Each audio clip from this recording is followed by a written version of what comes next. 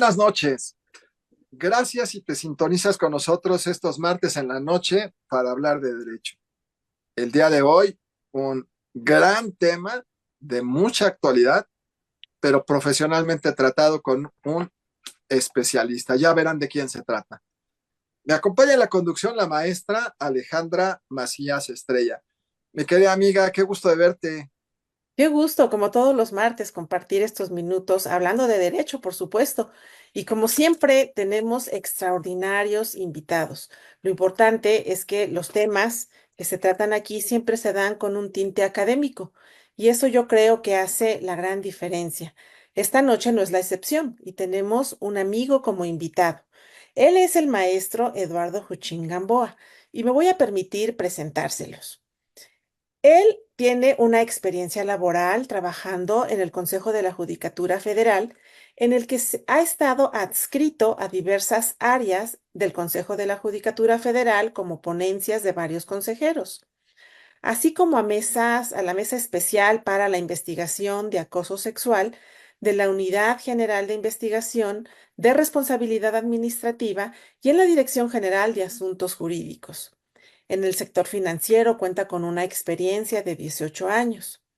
Entre sus estudios destacan que ha estudiado el doctorado en Derecho en el Centro Universitario de Estudios Jurídicos. Cuenta con una maestría en Derecho de las Empresas en la Universidad Anáhuac del Maya, así como la licenciatura en Derecho en la Universidad Autónoma Metropolitana con medalla al mérito universitario.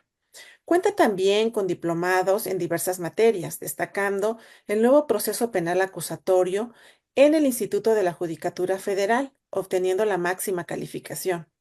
Cursó la especialidad judicial en el Instituto de la Judicatura Federal y tiene los diplomados en Derecho Procesal Civil, Derecho Bancario, Derecho Civil, Derecho Mercantil, en Derecho Económico y Corporativo, todos ellos en la Universidad Panamericana y Convención Honorífica. Dentro de la docencia destaca que ha impartido clases en el marco jurídico del Sistema Nacional Anticorrupción en la Universidad en Estudios de Posgrado en Derecho EPED, Derecho Monetario en la Maestría de Derecho Financiero en la Universidad Anáhuac Cancún. Ha impartido también clases en materias como Derecho Bancario, Derecho Procesal Civil, Derecho Bancario en la Universidad Moderna en Mérida y ha participado en un gran número de conferencias y diversos foros. Y esta noche nos trae al tema la reforma judicial, de que va un tema sumamente actual y para aquellos que no lo conozcan, me gustaría iniciar, amigo, preguntándote y sobre todo agradeciéndote que estés aquí con nosotros esta noche. ¿Cómo se gestó esta reforma judicial? ¿De qué va la reforma judicial? ¿De qué va la reforma judicial? Es una pregunta cuya respuesta está en proceso todavía. Muchas gracias por la invitación. Siempre es un gusto estar con ustedes. Ahora es más fácil contestar la primera pregunta. ¿Cómo se gestó la reforma judicial? Eh, Me permito leerles esto. Golpe de Estado. No se tomaron el tiempo para estudiar debidamente la reforma. Usaron su mayoría. No habrá independencia judicial. Implica la salida forzada de ministros. Y no, estas críticas no fueron a la actual reforma, fueron a la reforma de 1994. La reforma de 1994 es la última reforma importante antes de esta al Poder Judicial Federal, pero fíjense ustedes qué parecidas son las críticas que había en ese entonces a las que hay ahora. En 1994, con Ernesto Zedillo llegando al poder, anunció que iba a cambiar dramáticamente como lo hizo el Poder Judicial. En aquel entonces había 26 ministros con 4 salas y una sala auxiliar. Los ministros eran vitalicios, hasta que se morían, dejaban de ser ministros. Los ministros generalmente eran antiguos políticos, exsecretarios de Estado. Se decía que era un refugio dorado de la gente que había estado en otros puestos antes. Los ministros administraban el Poder Judicial Federal, designaban a los jueces incluso, y en la práctica lo que hacían es que hoy te toca a ti, mañana a él, traspasado a él y pasado mañana a mí. Entonces no se oponían y cada quien designaba a los jueces que le convenían por algún interés personal. Se mencionaban casos concretos de ventas de asuntos y los ministros eran designados por el presidente y ratificados, nada más ratificados por el Senado, que jamás se oponía, o sea, prácticamente el presidente los designaba. Bueno, entonces llega Cedillo y con su mayoría PRI-PAN reducen los ministros a 11 con 2 salas.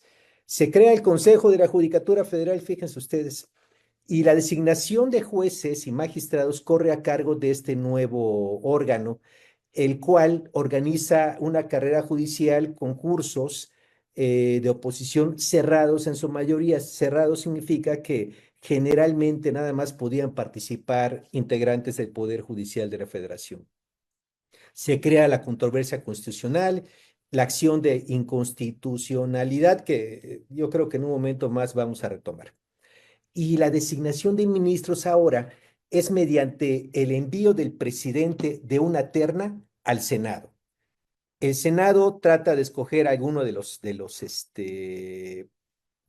integrantes. Si no lo consigue por mayoría calificada, el presidente vuelve a mandar otra terna. Si no se consigue la elección otra vez por mayoría calificada, entonces el presidente designa al integrante pues de la Suprema Corte. Esto nada más ha ocurrido una vez desde 1994. Fue electa la ministra Lenia Batres. Eh, Alguien me decía, oye, pero ¿cómo es posible que alguien que se hace llamar la ministra del Pueblo haya sido electa unipersonalmente? La única que ha sido electa unipersonalmente.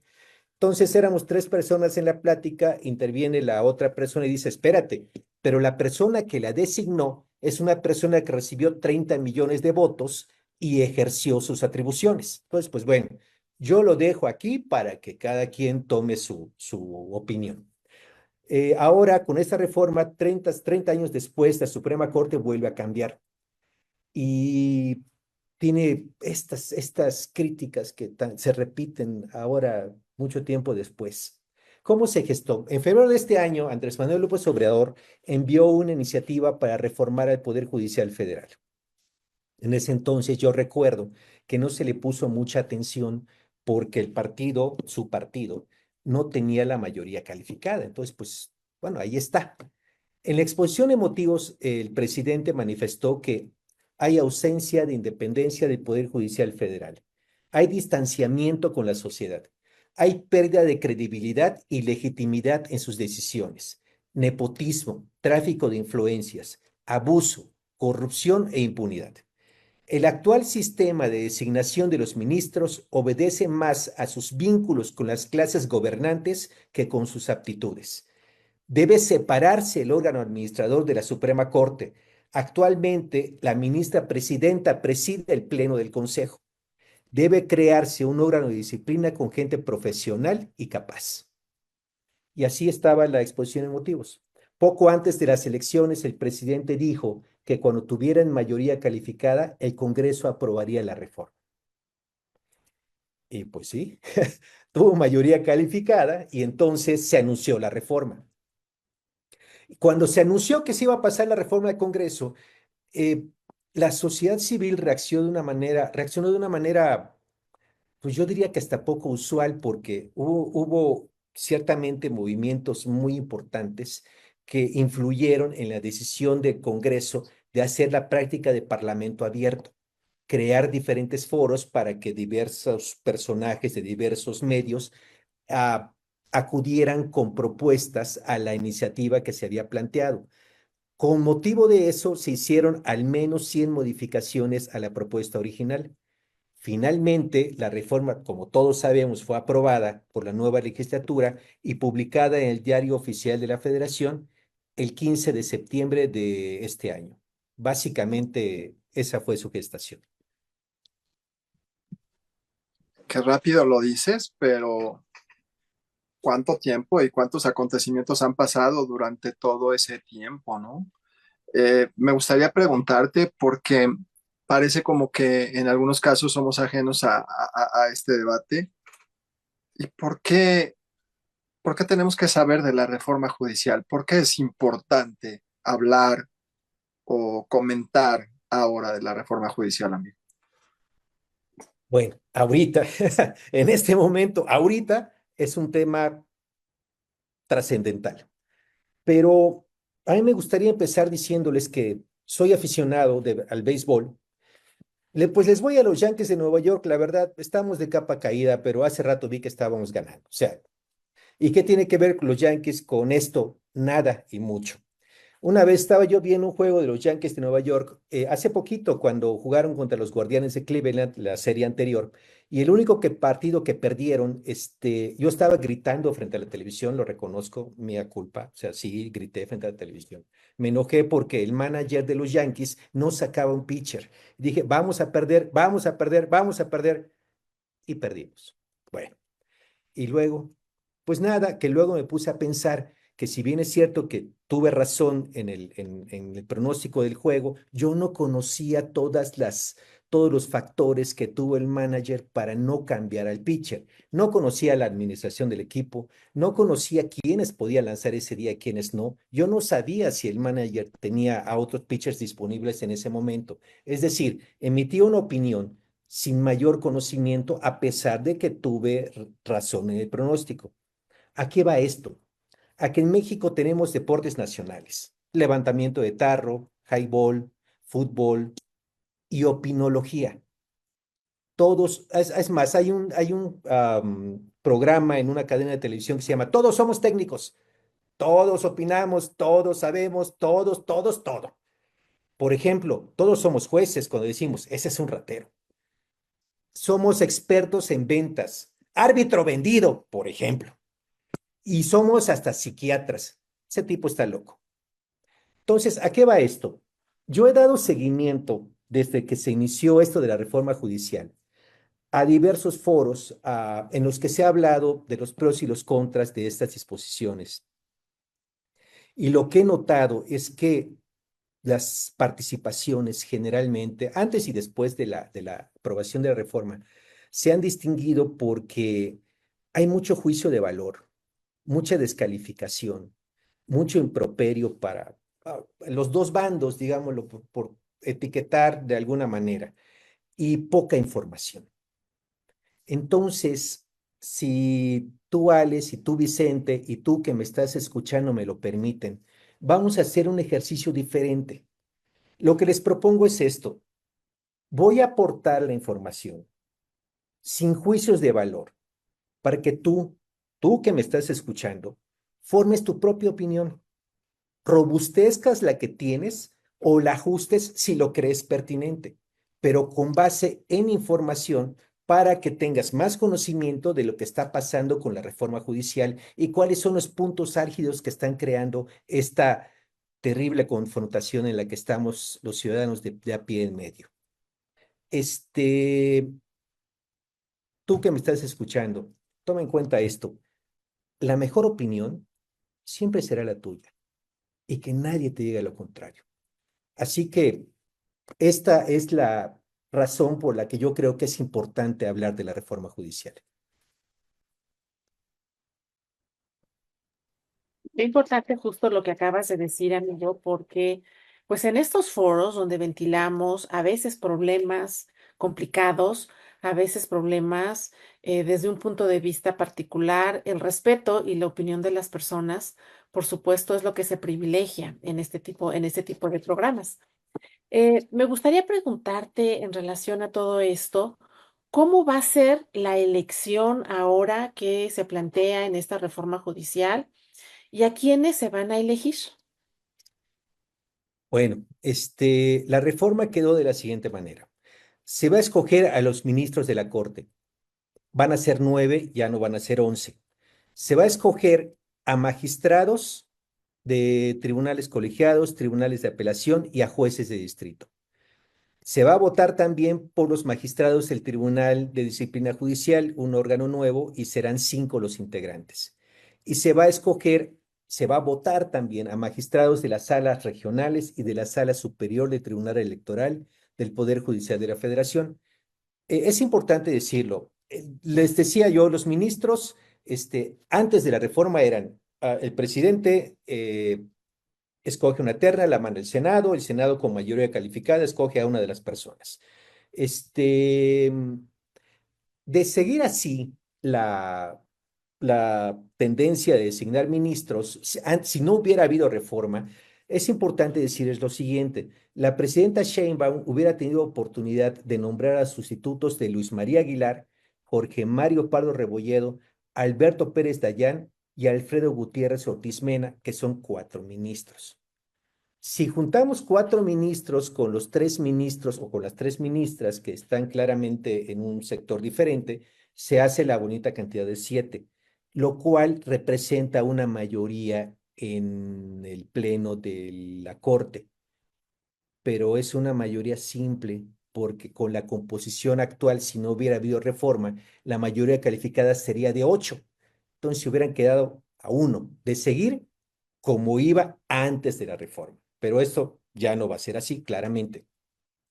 Ahora, los magistrados de circuito y jueces de distrito eran designados por concursos en donde se les daba capacitación y presentaban exámenes de diversas modalidades orientados a la práctica del Poder Judicial. Un jurado designaba a los vencedores, y en la mayoría de los concursos solamente podía participar el integrante del Poder Judicial de la Federación. No sé si recuerden, hace unos años hubo un escándalo terrible por la venta de exámenes. Hace, ¿qué será? Ah, Tal vez 9, 10 años, se filtraron preguntas del examen de juez a diversas personas que las vendieron, se armó un escándalo y de ese proceso salieron 13 servidores públicos y un particular sancionados. Es información pública, ¿eh? O sea, cualquiera la puede consultar. A raíz de ello, también debe decirse que el Consejo tomó medidas para reforzar la seguridad y desde eso no se ha sabido de algún caso parecido, pero lo hubo. Ahora bien, en cuanto a los magistrados del Tribunal de Disciplina Judicial, no hay antecedente porque es un órgano nuevo. Ahí sí, no hay un antes y un después, es completamente nuevo. Ahora, también se va a escoger, recordemos, a los magistrados de las salas regionales y de la sala superior del Tribunal Electoral del Poder Judicial de la Federación. Antes eran propuestos por el Pleno de la Corte al Senado y si no aceptaban, como fue la última vez el año pasado, principios de no me acuerdo, se mandan otros candidatos elegidos por el Pleno de la Corte. Ahora, ¿a quiénes no se escoge? ¿Por quiénes no se vota? No se vota por los integrantes del nuevo órgano de administración. Como veremos más adelante, también está considerado un nuevo órgano de administración que reemplaza el Consejo de la Judicatura Federal, por lo menos parcialmente. El nombre todavía no está definido, así se pone la reforma, nuevo órgano de administración, y está integrado por 5 personas, pero eso lo dejamos más adelante. Estos son los puestos que van a ser votados de acuerdo con la reforma. Y para hablar de tiempos, se habla de que el próximo año es muy importante, de que si están los recursos, que si ya llegaron, que va a haber una fecha y con frecuencia en las redes y en las televisiones con los noticieros dicen va a haber elección el año que entra, sí o sí. ¿Qué se va a votar en el 2025? Qué buena pregunta. En el 2025 no se van a votar todos los puestos que acabo de mencionar. Para empezar, se van a votar todos los ministros de la Suprema Corte, o sea, los 9, todos los magistrados del nuevo Tribunal de Disciplina Judicial, todos los magistrados de las salas regionales del Tribunal Electoral del Poder Judicial de la Federación, que son 15. Los 2 magistrados faltantes de la Sala Superior del Tribunal Electoral del Poder Judicial de la Federación y la mitad, ojo, la mitad de jueces y magistrados de circuito y de tribunales colegiados de apelación. Es importante mencionar esto.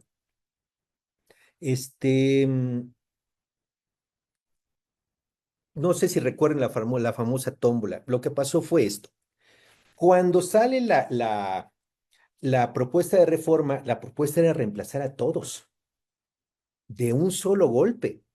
Recuerdo que la idea de la gradualidad surgió a raíz de la comparecencia de los ministros y los consejeros de la Judicatura en el Senado. Recuerdo perfectamente ese foro en donde varios de estos funcionarios propusieron la gradualidad como una forma de evitar el impacto terrible que sería de reemplazar de golpe a todos los juzgadores.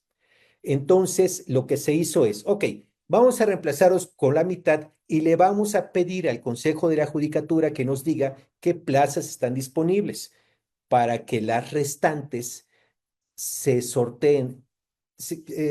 Bueno, a mí me gusta más decir que se haga la insaculación en vez de que se haga el sorteo en tómbola. O sea, de hecho, la reforma menciona insaculación, pero alguien por ahí dijo tómbola y se quedó tómbola. Entonces, ¿qué es lo que pasó? Se checa cuáles son las plazas disponibles. Son esta. Ok, ¿cuántas faltan? Pues estas. Bueno, esas sí las vamos a insacular.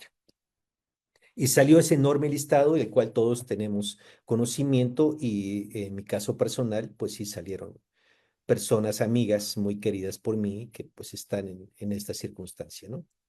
Ahora, se van a votar 386 jueces y 464 magistrados.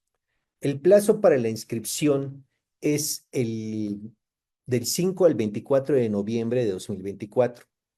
El 15 de diciembre se publican listas de los que hayan cumplido los requisitos. El 31 de enero se califica la idoneidad. El 4 de febrero se aprueban los candidatos por cada poder. El 8 de febrero se envían al Senado máximo y el 12 de febrero, el Senado remite al INE. Eso es lo que se va a votar en 2025. Y una vez, siguiendo esta secuencia de lo que nos estás platicando, amigo, quiero imaginarme eh, qué características o qué es lo que están pidiendo para las personas que vayan a ocupar estos importantes puestos. Es decir, ¿cómo van a escoger a estos candidatos para cada uno de los diferentes puestos que van a estar disponibles? Yo creo que esta es una gran tarea. Es una tarea muy complicada. De hecho, si ustedes me lo permiten, les voy a presentar una diapositiva porque sí es un proceso un poco complejo. Este, Miren, ahí está. Al principio, cada poder va a escoger un comité de evaluación formado con 5 personas. 5 personas reconocidas en la actividad jurídica. ¿Con qué reglas? Eso es muy importante. Las reglas son, cada poder va a decidir cómo. Si bien es cierto que tendríamos que confiar en nuestros poderes, yo hubiera querido que hubiera un poco menos de discrecionalidad y que hubiera ciertos criterios para, para determinar quiénes van a ser esas personas que van a conformar ese comité de evaluación y ya empezaron los jaloneos. Me preocupó mucho que cierto presidente de cierto senado saliera a decir que cierto líder de la mayoría de cierto partido en cierta Cámara de Diputados le había reclamado 3 posiciones de las 5. Y entonces el presidente del Senado le dijo, no, espérate, el que lleva la mano es el Senado, no diputados. Me preocupa porque eso a mí me da pues el mensaje de que seguimos manejando una administración de cuotas de poder. Desde luego que si alguien tiene 3 de esos 5 integrantes del comité de evaluación, pues es muy probable que pudiera influir de una manera tal vez determinante en algunos casos en la designación de los candidatos. Pero bueno, me parece que el hecho de que alguien haya salido a decir que eso no se hace, tal vez significa que no se va a hacer así. ¿De qué modo? No lo sé, porque cada poder tiene la facultad de designar a su comité. También supe que en la Corte ya está si no me equivoco, la ministra Loreta Ortiz y la ministra Yasmín Esquivel ya están proponiendo personas candidatas y la ministra Batres también ya propuso a una persona. Ya se están moviendo hacia ese sentido. Bueno, ya que está conformado el comité, los aspirantes a cada uno de los puestos de elección popular se registran ante el comité del poder que quieran. Por ejemplo, Roberto Gil Suart, exdirigente panista, decidió jugársela por el Senado. Entonces, se va a inscribir ante el Comité de Evaluación del Senado y pudiera él inscribirse en el Comité de Evaluación de la Corte, sí. Pudiera inscribirse en el Comité de Evaluación de la Presidencia, sí. También podría hacerlo, siempre y cuando sea el mismo puesto. Si es puesto diferente, ya no puede hacerlo. Bueno, entonces, luego de que ya están todos inscritos, el comité selecciona a los mejores. La, la ley y la convocatoria dicen que se van a escoger 10 personas en los casos de ministros, magistrados electorales y magistrados del Tribunal de Disciplina Judiciales. Se escoge a 10, pero se escoge a 10 por cada ministro, por cada magistrado del Tribunal de Disciplina Judicial y por cada magistrado electoral. Son 10 por cada uno de ellos, no son 10 en total. Son 10 por cada uno de ellos. Y se escogen 6 por cada juez, por cada juzgado con un titular vacante y por cada magistratura con un titular vacante. 10 y 6. Entonces, hay una insaculación, tómbola si quieren, y entonces el número se reduce y quedan 3 personas para ministro, para magistrado electoral y para magistrado del Tribunal de Disciplina Judicial, y 2 para cada juzgado y para cada magistratura. Entonces, vamos a hacer cuentas. Si son 3 candidatos por cada ministro, para darnos una idea, y son 3 poderes, entonces cada poder debe de postular a 27 candidatos. Son 3 poderes, vamos a tener 81 candidatos para ministro. Sigamos haciendo cuentas.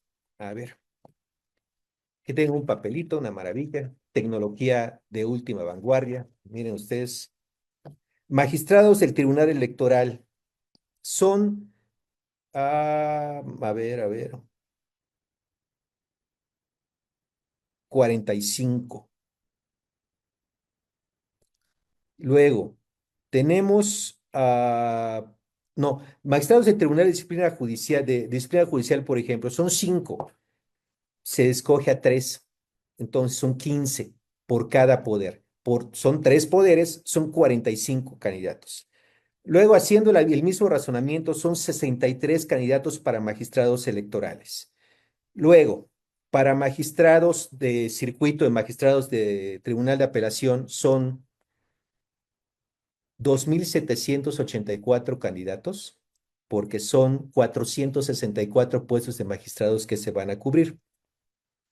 Pero recordemos que en la lista de magistrados de circuito de apelación y jueces de distrito se van a añadir los que todavía están en ejercicio y que no declinen.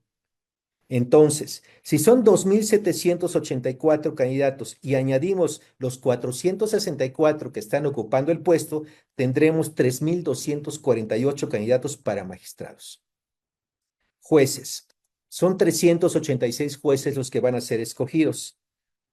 En total serían por los 3 poderes a 2,316 candidatos. Si a eso le añadimos los 386 que están ocupando el puesto actualmente, tenemos 2,702 candidatos. Estamos hablando de todo el país, claro, aunque la Ciudad de México tiene una cantidad impresionante de jueces y magistrados pues vacantes o que salieron ensaculados, entonces la chamba de escogerlos aquí va a ser grande. Ahora bien, en total, ¿cuántos candidatos son? 6,139. Eso dice mi papelito. 6,139. Entonces, vamos a poner en contexto estas cifras. 6,139 candidatos. La elección más grande que ha habido en México es justamente la pasada, la de julio pasado. En julio pasado se escogieron 20,708 personas. Ok, 6,139 es una cifra claramente menor, no llega ni a la mitad, pero es muy grande. Es muy grande. Pero bueno, ya que tenemos a las 3 personas y 2 personas postuladas para cada cargo, el Senado recibe los listados, incorpora a los juzgadores actuales y envía el INE. Y ahí ya empieza pues digamos que el proceso, la parte más importante del proceso. Eh, Hay que decir que la elección en el caso de ministros, de magistrados del Tribunal de Disciplina Judicial y magistrados de la Sala Superior del Tribunal Electoral es nacional. Todo el país va a escoger. En cambio, en las salas regionales del Tribunal Electoral y en el caso de los jueces de distrito y magistrados de circuito, pues evidentemente tienen competencia jurisdiccional en cada uno de los estados de la República. Entonces, la elección de estas personas va a ser de acuerdo con su circunscripción. Es decir, si yo estuviera en mi querida Mérida, por ejemplo, nada más voy a votar por los juzgadores de mi circuito, más los ministros, más los magistrados del Tribunal de Disciplina, más los magistrados de la Sala Superior, pero solamente por los de mi circuito. Si yo estoy en la Ciudad de México, nada más puedo votar por los nacionales y los de mi circuito. Este, entonces, esto no se ha hecho. El INE se ha quejado mucho de que su estructura es para distritos electorales, no para circuitos judiciales. Entonces, aquí entre nos, que nadie lo oiga, no sé cómo le van a hacer, pero les va a costar mucho trabajo, mucho, mucho trabajo. Y me quedé pensando, les va a costar mucho trabajo y más trabajo todavía cuando coincidan las elecciones federales normales con la de los juzgadores, porque entonces van a haber dos circunscripciones diferentes, la circunscripción electoral y la circunscripción judicial. No tengo mucho conocimiento de cómo se administren, pero supongo que les representará un gran reto. Ahora, también debo de decirles que en este periodo inicial, los ministros, si bien es cierto que van a durar nada más, eh, van a durar 12 años en vez de 15, en este primer periodo van a haber ajustes. Van a durar entre 8 y 11 años para empatar las siguientes elecciones a las elecciones federales y quienes se queden más tiempo son los que más votos tengan. Y así hay ajustes en algunos de los puestos, por ejemplo, en disciplina judicial también hay para tratar de empatar las elecciones próximas después de 2025 con las federales. No hay financiamiento, se supone que no hay financiamiento, no hay partidos, no hay publicidad, solo tiempo de publicidad oficial. Entonces, una persona juzgadora me decía el otro día, ¿y, ¿y por qué creen que yo sé hacer labor política si yo he sido juzgador? Entonces, le decían, pues, pues tienes la opción de hacerlo. O sea, finalmente eso le contestaban cuando lo decía. Este, y ya básicamente más o menos así va a ser no, sí, más o menos, así va a ser el procedimiento. Ahora, los actores juzgadores, recordemos, van a estar en las listas, de cajón van a estar en las listas, a menos de que declinen. Si declinan, entonces el Senado los da de baja y ya no manda esa lista al INE para que salgan las listas de candidatos por cada uno de los puestos a elegir.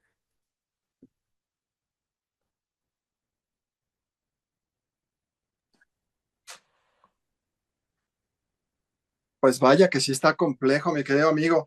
Vamos a hacer un corte. Es muy breve. En un momento regresamos.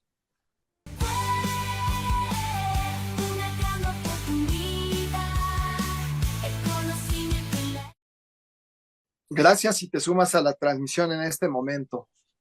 Te informamos que estamos platicando con el doctor Eduardo Juchín Gamboa, hoy martes 29 de octubre de 2024, quien propone al foro un extraordinario tema y verdaderamente de actualidad. ¿De qué va la reforma judicial? Mi querido amigo, yo le agregaría que adicionalmente, magistralmente, explicada por Eduardo Juchín Gamboa. Amigo, la verdad es que son una guerra de números impresionante. Tuve que sacar la calculadora. Pero tengo un interés especial en saber cómo va a quedar la corte. Es decir, cómo está hoy y cuál sería el proceso después de que pase con esta reforma judicial. Bueno, la corte llama mucho la atención, es el órgano visible, el órgano cabeza visible del Poder Judicial Federal, en donde se toman las decisiones más importantes en política pública y desde luego que merece un lugar aparte. Bueno, los cambios son, vamos a ver, permítame compartir pantalla para que sea más fácil. Los cambios son, va a haber 9 ministros en lugar de 11. La mayoría calificada va a ser de 6 y ya no de 8. Aquí hay un problemita. En lo que lleguen los nuevos ministros, ¿cuál es la mayoría calificada? ¿Es de 6 o es de 8? Porque la reforma no lo dice y los ministros no se han puesto de acuerdo. De hecho, recuerdo haber visto un debate, no me acuerdo sobre qué tema, pero estaba muy interesante. Y la ministra Ríos Farjat decía, es que no nos hemos puesto de acuerdo. ¿Cómo vamos a tener mayoría calificada? ¿De 6 o de 8? Porque ahorita somos 11 y cuando seamos 9 o sean 9 ya van a ser 6. Pero en este momento, ¿cuántos conforman la mayoría calificada? Ese es un tema pendiente, la respuesta no la tengo, hasta este momento ellos tampoco. Bueno, ese dato es importante por las declaraciones de inconstitucionalidad, las acciones de inconstitucionalidad, como fue el caso de cierto proyecto que anda circulando por ahí. Bueno. Desaparecen las salas y solo queda el pleno. Los ministros duran 12 años, ya no 15. La persona presidenta no va a presidir el órgano de administración. Actualmente la ministra Norma Piña es presidenta de la Suprema Corte y también del Consejo de la Judicatura Federal. La Corte va a ser administrada por el nuevo órgano de administración. Actualmente todavía la Corte mantiene su propia estructura administrativa. La idea es que esa administración se vaya al nuevo órgano de administración junto con la del Consejo de la Judicatura y con el Tribunal de Disciplina Judicial.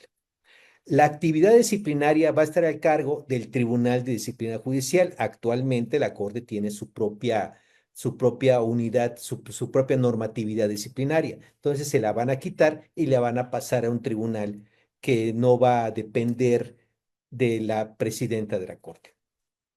Requisitos, ya no se pide edad mínima, se pide un promedio de calificaciones, 8 y 9 en las materias relacionadas con el puesto, se piden 5 recomendaciones. Alguien decía jocosamente por ahí en Harvard que eran 5 recomendaciones de vecinos, bueno, y si es cierto, puede ser de vecinos y de otras personas. Se retira el haber para el retiro, a los nuevos ministros. Cambia también las percepciones, las remuneraciones, y la presidencia de la Corte es cada 2 años en función de quién haya tenido más votos. Ya no hay más de que los ministros de la Corte escojan a su presidente. Ahora, de respecto al haber para el retiro, hay una cosa aquí que me gustaría decirles. En uno de los transitorios, el séptimo transitorio, si no me equivoco, se estableció que los ministros que están, si renuncian antes del cierre de la convocatoria para la elección de los nuevos y se mantienen hasta agosto, van a tener la parte proporcional de su haber para el retiro. ¿Qué es el haber para el retiro? Durante los primeros 2 años es el 100% de su sueldo. Los restantes hasta su muerte es de un 80%. Hagamos la aclaración, los ministros nuevos ya no lo van a tener. Los ministros que están, si presentan su renuncia antes del cierre de la convocatoria, ya tienen su parte proporcional, excepto uno. El último párrafo del artículo 7º transitorio, yo lo llamo el párrafo Luz María Aguilar. Se establece que si el ministro termina su gestión antes del cierre de la convocatoria, no tiene derecho al haber para el retiro. Y aunque la convocatoria no establece qué se entiende por cierre de convocatoria, parecería que al ministro Luis María Aguilar no le tocaría el haber para el retiro. Único caso en ese supuesto, el único, no hay más. Por eso yo al último párrafo del artículo 7º transitorio del decreto le llamo el párrafo Luis María Aguilar, que se está retirando el 30 de noviembre. Entonces, si las personas que han trabajado menos presentan su renuncia, tienen derecho a una parte proporcional, pues yo me pregunto, ¿por qué un ministro que termina no lo tiene? Pero bueno, eso es una opinión, desde luego, personal mía, ¿no? Este, ahora, oí a alguien decir hace poquito, en uno de esos foros en donde hay mucha descalificación, mucha, mucho enojo, alguien decía, es terrible que el Tribunal de Disciplina Judicial tenga jurisdicción sobre los ministros. Entonces me puse a pensar, y te lo planteo a ti que me estás escuchando. El hecho de ser ministro significa que no te pueden revisar, que no lo pueden sancionar. Pues yo creo que cualquier persona tiene una gestión o una administración que debe ser revisada, incluso los ministros de la Corte, o incluso con más razón los ministros de la Corte. Yo no veo tan terrible que el Tribunal de Disciplina Judicial tenga jurisdicción sobre los ministros. Los ministros, igual que cualquier otro funcionario público, tienen la obligación de desempeñarse correctamente. Entonces, si el Tribunal de Disciplina Judicial tiene jurisdicción sobre los ministros, a mí no me parece pues tan terrible como lo planteaban en ese foro. Ahora, déjenme decirles algo. En este momento, los órganos internos de la Corte también tienen jurisdicción sobre los ministros de la Corte. Es decir, pueden ser revisados en su actuación. No es nuevo, nada más que se saca de la Corte y se pasa al Tribunal de Disciplina Judicial.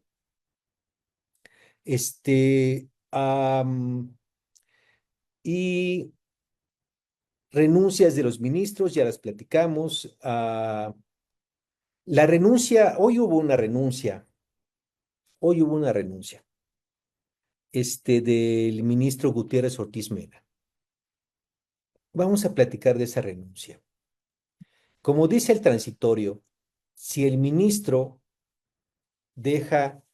presenta su renuncia antes del cierre de la convocatoria, tiene el derecho a la parte proporcional del haber para retiro. Sin embargo, el ministro en su carta de renuncia manejó una hipótesis muy interesante. Él decía que estaba presentando su renuncia antes de la fecha de cierre de convocatoria, no por un nuevo, ¿cómo le llamó? Hábito de puntualidad, sino porque no tenía opción. ¿Por qué explicaba él? Es que si yo no renuncio con base en el séptimo transitorio, tendría yo que renunciar de acuerdo con el artículo 98 constitucional, si no me equivoco. Y entonces tendría que haber una causa grave y tendría que aprobarla el Senado. Entonces, como yo no tengo causa grave, la única razón por la que yo puedo renunciar es el séptimo transitorio porque no quiero ser postulado. Tomen en cuenta que los ministros que están actualmente tienen la opción de postularse. Hay por lo menos ya 3 señoras ministras que ya anunciaron que van a buscar su postulación. El ministro Gutiérrez Ortiz Mena dice, no, yo no quiero participar. Entonces, la única opción que tengo para renunciar es el séptimo transitorio. Y claro, también me va a tocar el haber para el retiro. Pero la razón que él pone para su renuncia es esa, que no tiene otra opción. Es un argumento interesante, lo dejo en la mesa para que cada quien lo procese de acuerdo con su propia opinión. Ahora, otra cosa también que debo decirles es que salió el presidente del Senado hoy, hace unas horas, a decir que no va a autorizar el Senado las renuncias por el proyecto que va a estar a discusión la próxima semana, porque va a estar a discusión la próxima semana, el 5 de noviembre, en el Pleno de la Corte. Entonces, de repente salieron opiniones muy interesantes que decían, espérame, a ver. La regla general es que la renuncia del ministro la autoriza el Senado. Si es cierto, el artículo 98 lo dice, no hay duda. Pero este ministro y los demás que decidan hacerlo van a renunciar en términos del artículo séptimo transitorio, que es un régimen de excepción. Al ser un régimen de excepción, no es aplicable el 98 constitucional y por lo tanto, dice esa argumentación, tampoco sería necesaria la autorización del Senado. Auditorio, déjame hacerte una aclaración. Estas son opiniones. No podemos decir si son correctas o no, a menos de que un tribunal con sentencia inapelable de estado de cosa juzgada, le decimos los abogados, lo determine. Son opiniones que están en el foro y que en este momento están circulando. No podemos saber cuál es la correcta hasta que una autoridad jurisdiccional lo decida en una sentencia que haya causado ejecutoria, término de abogados, que significa que ya no, ya es inapelable y no hay recurso alguno que ejercer. Y bueno, así están las cosas. Lo pongo sobre la mesa y básicamente los cambios en la estructura de la Corte son estos.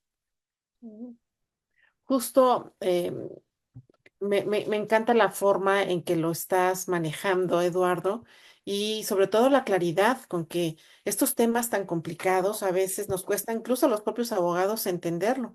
Y es por eso que si Vicente te pregunta qué va a pasar con la Suprema Corte, pues a mí me gustaría preguntarte entonces, ¿qué va a pasar con el Consejo de la Judicatura, un órgano sumamente importante, ya que se encarga de supervisar y administrar al Poder Judicial? ¿Qué va a pasar con el Consejo de la Judicatura Federal? Eso sí está muy claro. Eso sí está muy claro. Permítame compartirles otra vez pantalla. Vamos para acá y vamos a tratar de pasar a la siguiente diapositiva. Hasta este momento, antes de la reforma, el Poder Judicial Federal estaba conformado, así como lo dice la diapositiva, ignoren la crucesota, estaba la Suprema Corte, el Consejo de la Judicatura y el Tribunal Electoral del Poder Judicial de la Federación. El Consejo de la Judicatura se va, se extingue. Y entonces, ¿qué pasa con el Consejo? El Consejo se separa en dos grandes entidades. El nuevo órgano de administración, que insisto, no tiene nombre, no lo han llevado a bautizar. Yo creo que en la ley secundaria ya lo van a llevar ante el sacerdote correspondiente. Y el Tribunal de Disciplina Judicial. Van a ser dos órganos que van a salir del Consejo de la Judicatura Federal. Para este efecto, el Consejo de la Judicatura Federal va a transferir recursos humanos, financieros a estas dos grandes entidades. Yo en lo personal veo un problema administrativo en esto. ¿Por qué lo veo? Bueno, dicen que yo siempre veo problemas en todas partes, tal vez tenga razón, pero en esto también. El Consejo de la Judicatura Federal no fue planeado en función de administrar y disciplinar, sino que sus procesos están, ¿cómo diría yo? Están con las dos funciones a veces fusionadas en un solo proceso. Entonces, el Consejo debe de tener el cuidado de transferir, de separar esos procesos de manera cuidadosa para que lo que es de administración vaya al nuevo órgano y lo que es de disciplina vaya al nuevo tribunal. Esto requiere una labor del Consejo muy cuidadosa en la transferencia de los recursos financieros, humanos, operativos, etcétera. Ahora bien, ¿de qué va el nuevo órgano de administración? Como les comentaba, el nuevo órgano de administración, a diferencia de todos los demás que están participando en esta reforma, no va a ser electo. Este sí va a ser designado. La razón seguramente escapa a mi entendimiento, pero no hay razón para que no sea como quedó. Van a ser designadas estas personas. ¿Cómo van a ser designadas? Bueno, el Ejecutivo va a nombrar a un integrante. El Senado va a designar a otro integrante. Y el Pleno de la Suprema Corte de Justicia, ojo, con la composición actual, el Pleno de la Corte con la composición actual va a nombrar a 3 personas con mayoría de 6 votos. Ahí sí lo dice, con mayoría de 6 votos, no hay duda. Van a ser 5 personas las integrantes del nuevo órgano de administración, una que va a designar la presidenta Sheinbaum, otra que va a designar el Senado y 3 que va a designar el Pleno de la Suprema Corte con mayoría de 6. En cuanto al tribunal, el tribunal va a funcionar con 5 magistrados, todos escogidos, va a presidir quien más votos tenga, va a funcionar en pleno, es decir, los 5 magistrados, y en comisiones. Va 2 magistrados para acá, 2 magistrados para allá, o 3, no lo sé, yo creo que van a ser 3, y se van a organizar en comisiones también. El Pleno puede substanciar los procedimientos disciplinarios, pero va a ser excepción. Quien va a substanciar normalmente van a ser las comisiones. Las comisiones resuelven en primera instancia y el Pleno, el tribunal, resuelve las impugnaciones. Es un procedimiento biinstancial. Generalmente la doctrina establece que para que haya un debido proceso debe haber una revisión de la sentencia de primera instancia. Resuelve la comisión en primera instancia y el Pleno decide si se impugna, decide si tuvo razón la comisión o no. Ahí está la biinstancialidad dentro del mismo tribunal. Tú que me estás escuchando, ojo, dentro del mismo tribunal. La primera instancia y la impugnación se dan dentro del mismo tribunal. Una de las funciones que va a tener este Tribunal de Disciplina Judicial es evaluar el comportamiento de los nuevos jueces durante su primer año. Les van a poner parámetros, que no están definidos todavía, les van a poner evaluaciones diversas. Si no las pasan, se les capacita durante un año. Y si no las pasan, entonces sí, ¿sabes qué? Me da mucho gusto. Es una lástima, tú no estás para esto, pero no eres tú, somos nosotros, y se les destituye. Este, Básicamente, a muy grandes rasgos, porque hay que esperar la delegación secundaria, esa sería la función del Tribunal de Disciplina Judicial. Insisto, el Consejo de la Judicatura Federal se extingue. Una vez que hayan tomado posesión los nuevos magistrados y los nuevos administradores, el Consejo se extingue. Me quedo amigo, algunos cambios adicionales que dominas este tema son puestos para ser votados, adicionalmente a los que nos has platicado. Puestos para ser votados bueno, dentro de la reforma judicial no son más que los que ya mencionamos. Hay otros cambios que no necesariamente tienen que ver con las elecciones de estas personas. Por ejemplo, en materia tributaria, con los montos y supuestos que la ley secundaria establezca, que no ha establecido, los órganos federales, los juzgadores federales tienen obligación de resolver máximo en 6 meses. Si no resuelven en 6 meses, deben informar al Tribunal de Disciplina Judicial de las causas o en su caso dar vista al órgano interno de control si son tribunales administrativos. Los tribunales administrativos no son parte del Poder Judicial de la Federación, pero también ven materia tributaria. Por eso se hace la aclaración. Pero si la ley establece estos asuntos con esas características, deben resolverse en 6 meses máximo. Si no lo cumple la persona juzgadora, debe de avisar al tribunal, oye, aviso de incumplimiento, no he terminado con este asunto, pero ¿sabes qué? No sé, no le entiendo a la letra de Eduardo, ve. O sea, me está costando mucho trabajo, es un asunto complejo, hay un enorme expediente de actuaciones, etcétera. Digo, pueden ser una serie de factores. Otro muy importante, este es importante comentar. Jueces sin rostro. En Colombia se empezó a platicar de jueces sin rostro, me acuerdo, por el tema de narcotráfico. Y resulta que son los jueces sin rostro. Los jueces sin rostro son aquellos juzgadores cuya identidad está reservada y no es conocida por la persona acusada. Artículo 20, inciso A, fracción 10 de la Constitución. Con la reforma se abre la posibilidad de que haya jueces sin rostro. Ah, no, pues sí les digo. Sí les voy a decir. La Corte Interamericana de Derechos Humanos se ha pronunciado en este tema y ha dicho que los juicios ante jueces sin rostro o de identidad reservada infringen el artículo 8.1 de la Convención Americana de Derechos Humanos, porque, y así dice, impide a los procesados conocer la identidad de los juzgadores y por ende valorar su idoneidad y competencia o incompetencia, así como determinar si hay causales de recusación, es decir, si hay algún motivo por el cual el juzgador no puede juzgarte porque le caes mal, porque es tu primo y le robaste una lana antes, digo, no lo sé, pero no tiene forma de saberlo porque no saben quién es.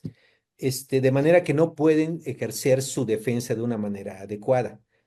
Este, mm, el artículo 8.1 de la Convención dice, Toda persona tiene derecho a ser oída con las debidas garantías y de tener un plazo razonable por un juez o tribunal competente, independiente e imparcial, establecido con anterioridad por la ley en la sustitución de cualquier acusación penal formulada contra ella.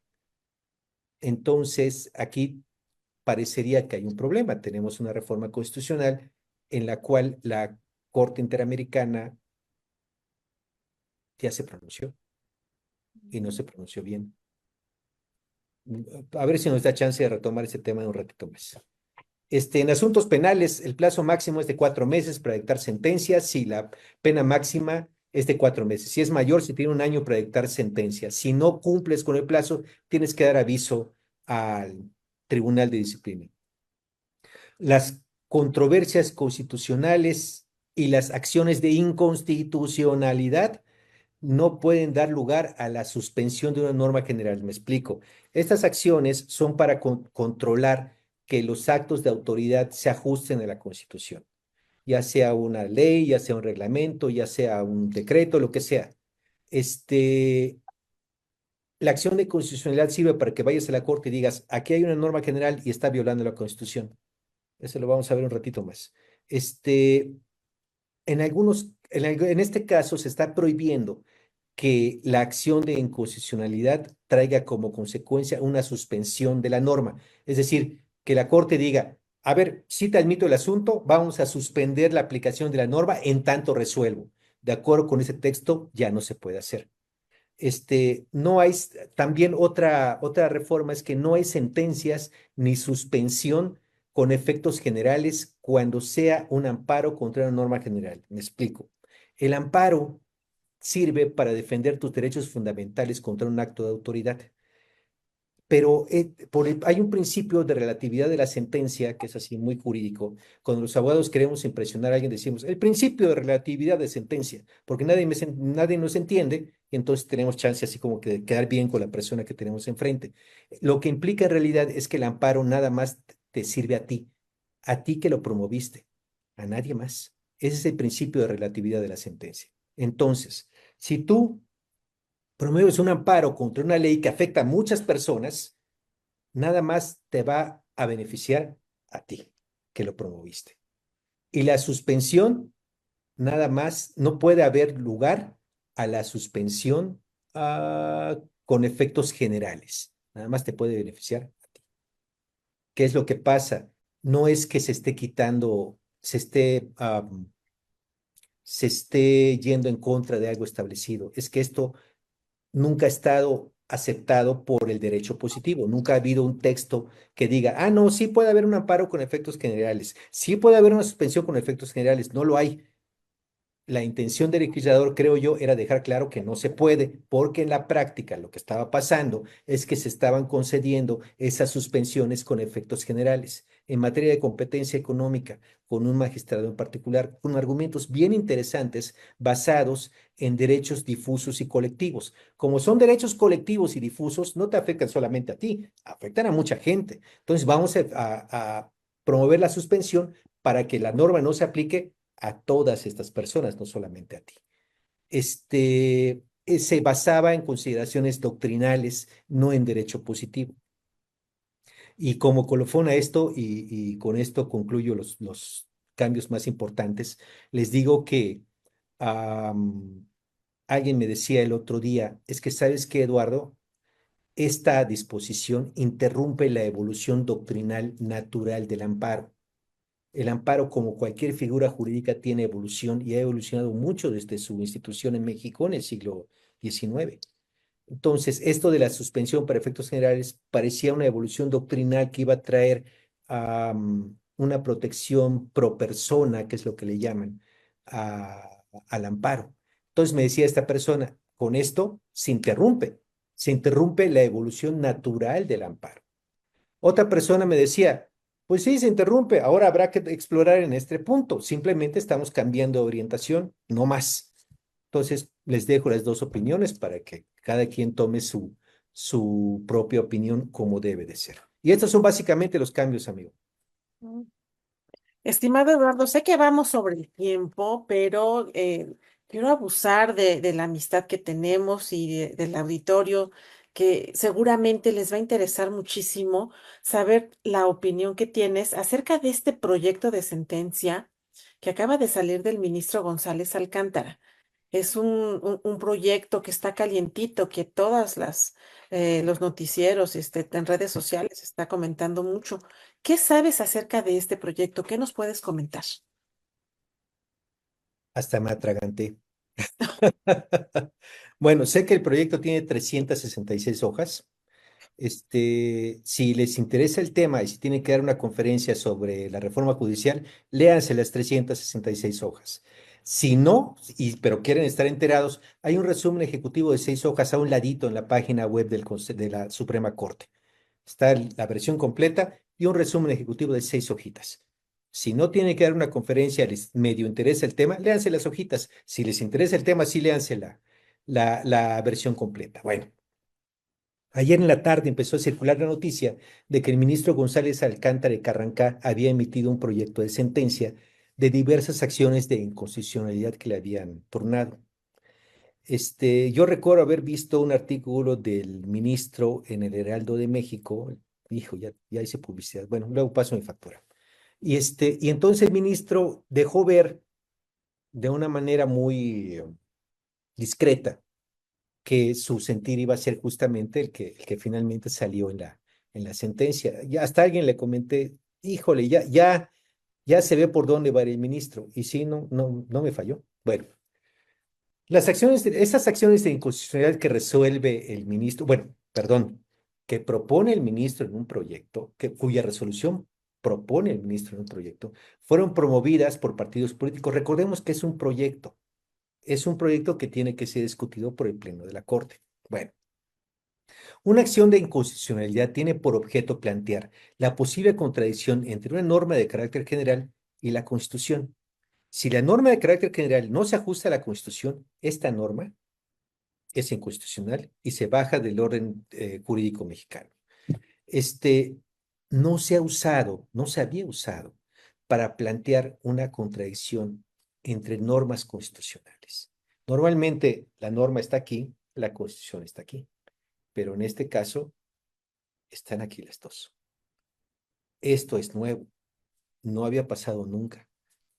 El proyecto considera en una nueva reflexión, y así dice el proyecto, en una nueva reflexión, que es posible considerar ciertas normas de la Constitución como leyes electorales federales y determina que, por lo tanto, la acción de constitucionalidad puede impugnarlas. También dice el proyecto, finalmente, la Constitución es una ley, por lo tanto es una norma general. Y la materialidad de la ley electoral, porque se va por el lado electoral, fueron partidos políticos. La materialidad de la ley electoral no depende de dónde esté. Es decir, una ley electoral puede estar en el Código de Comercio y por estar en el Código de Comercio no significa que deje de ser electoral. A eso se refiere a su ubicación normativa. Entonces, hace un planteamiento, la verdad es muy interesante, en donde dice que se puede revisar la Constitución contra sus pétreas, cláusulas pétreas, o sea, cláusulas pétreas. O sea, estamos hablando de canteras, piedras. Bueno, las cláusulas pétreas son las cláusulas fundamentales, los principios que definen el texto constitucional. Cita casos de derecho comparado y menciona menciona la tiranía de la mayoría cuando las decisiones aparentemente democráticas son tan injustas que menoscaban la legitimidad de la democracia. Va de nuevo. Establece que se puede revisar la Constitución contra sus cláusulas fundamentales, las pétreas, que son los principios que definen el texto constitucional. Menciona la tiranía de la mayoría cuando las decisiones aparentemente democráticas son tan injustas que menoscaban la legitimidad de la democracia. Ahí se los dejo. Así dice el proyecto. Como decía un amigo que no quería tomar responsabilidad sobre sus opiniones, no lo digo yo, lo dice el proyecto. Bueno, entonces, ¿qué propone? Propone invalidar la destitución de jueces y magistrados y la reducción de salarios. porque violan la inamovilidad e irreductibilidad de pensión, de percepciones. Propone invalidar la elección, o sea, por un lado, invalidar la destitución y la reducción del salario. E invalidar su elección también porque no existen condiciones mínimas democráticas que permitan una elección auténtica, porque no hay certeza de la postulación y el sistema de listas masivas no permite ejercer el voto de manera libre e informada. La mejor opinión es la tuya. Propone invalidar el cese de magistrados electorales porque viola los principios de independencia y autonomía judicial. No se invalida la elección de magistrados electorales porque no son masivas. Qué interesante. Nada más invalida el cese de los que están, pero no invalida la posibilidad de elegirlos. Se invalida la elección de jueces y magistrados locales por la misma razón que los federales, pero además porque viola el federalismo. No se invalida el nuevo órgano de administración, ¿eh? Ese queda tal cual. Pero se invalida la disposición de los jueces sin rostro por violar la garantía del debido proceso.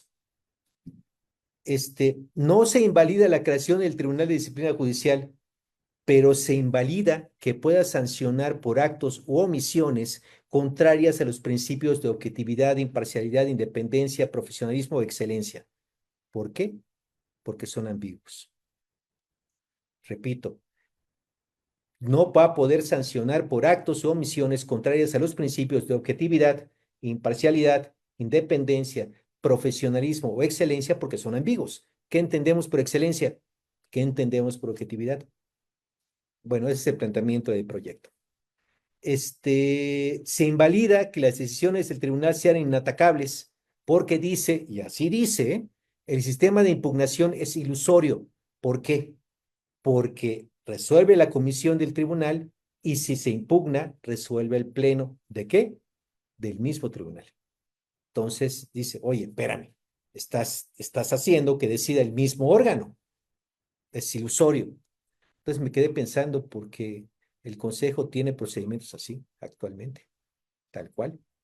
Resuelve una comisión y si se impugna, resuelve el pleno. Pero el Consejo nunca le han dicho nada. Bueno, curioso. Ok. No se invalida el tope máximo de remuneraciones para los futuros juzgadores, no para los que están. No se invalida la extinción de fideicomisos tampoco. Se invalida la limitación de las suspensiones y efectos de los juicios de amparo en que se impugnen normas generales. Se reconoce la validez de la disposición de que la acción de inconstitucionalidad y la controversia constitucional no pueden suspender una norma general. Eso, de acuerdo con el proyecto, está bien. No se invalidan los plazos para emitir sentencia en materia tributaria y en materia penal. Y algo muy interesante, el proyecto no estudia el régimen aplicable a ministros. No se mete con eso el proyecto. El proyecto dice, no estamos impedidos, pero con un ejercicio de autocontención y para no ahondar la crisis constitucional, no vamos a decidir sobre ese tema. ¿Qué tiene como consecuencia? Pues que en caso de que esto se apruebe, de todas maneras los ministros se van. Tal cual. Qué interesante, ¿no? Ahora, eso de estar impedidos, de no estar impedidos, también debo decirles que una causa de responsabilidad es que un juzgador resuelva un asunto sobre el que se ha pronunciado con anterioridad. Y hasta donde yo recuerdo, todos los ministros, todos, han expresado su opinión sobre la reforma, a favor o en contra, pero todos han emitido opinión. Y no solamente en el régimen aplicable a ministros, sino la reforma completita. Todos han emitido opinión. Todos, hasta donde yo recuerdo, todos han emitido opinión. Entonces, pueden resolver sobre algo en donde ya emitieron opinión.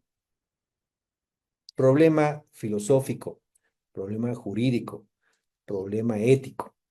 porque además, ponle tú, ok, los ministros no pueden decidir porque ya se pronunciaron con anterioridad. ¿Quién decide? Si no son los ministros, ¿quién decide? Problema interesante. Problema interesante. En el proyecto se plantea que no están impedidos. Me limito a decir es lo que dice la ley orgánica. No pueden resolver sobre un asunto en el que ya se han pronunciado con anterioridad. Sin embargo, supongo yo que en atención a eso, no, es que además hay otro problema. No pueden resolver un asunto en el que tengan un interés personal.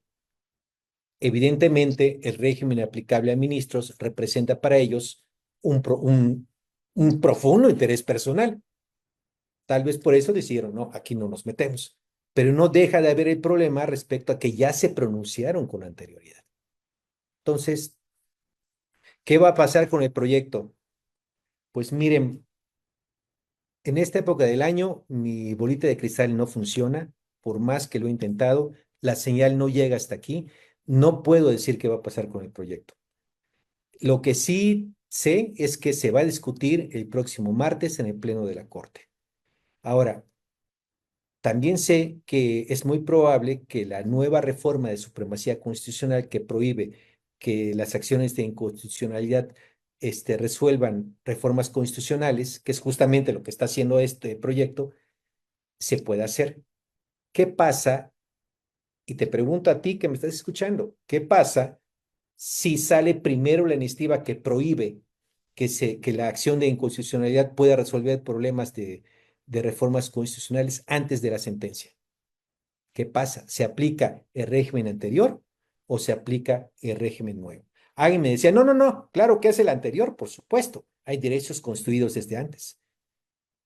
Entonces, otra persona dice, espérame, se está resolviendo ahorita. Y es un derecho sustantivo, no procesal.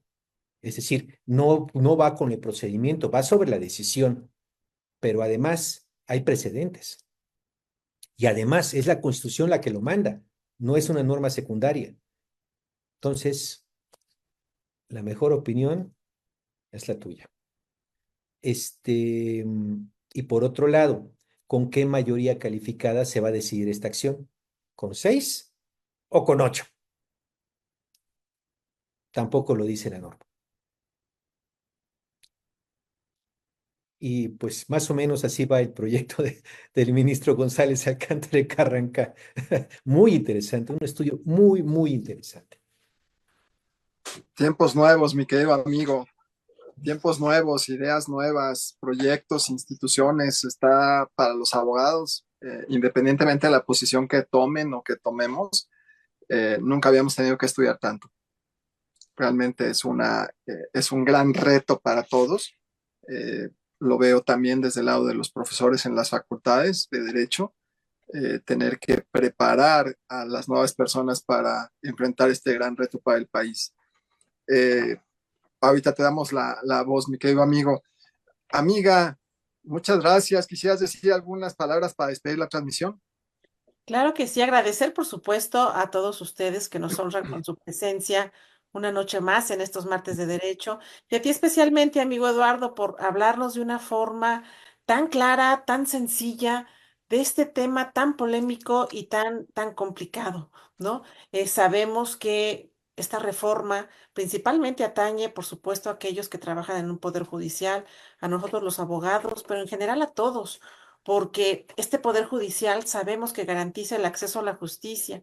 La Suprema Corte defiende la constitucionalidad y lo que hacía el Consejo, pues era mantener el buen funcionamiento de todo este sistema. Entonces, vemos la importancia, por supuesto, de este gran tema. Muchas gracias por estar con nosotros y buenas noches a todos. Hemos escuchado muy atentamente al doctor Eduardo Juchín Gamboa, quien trajo esta noche al foro de qué va la reforma judicial. Mi querido amigo, nuevamente muchas gracias por haber estado con nosotros. ¿Quisieras decir algunas palabras para despedir la transmisión? Solamente agradecerles a ustedes la invitación y la paciencia a quienes nos están escuchando, y reiterarles, la mejor opinión es la tuya y que nadie te diga lo contrario. Soy Eduardo Juchín, muchas gracias. Soy Cue, Lo que hacemos juntos es lo que nos distingue. Buenas noches.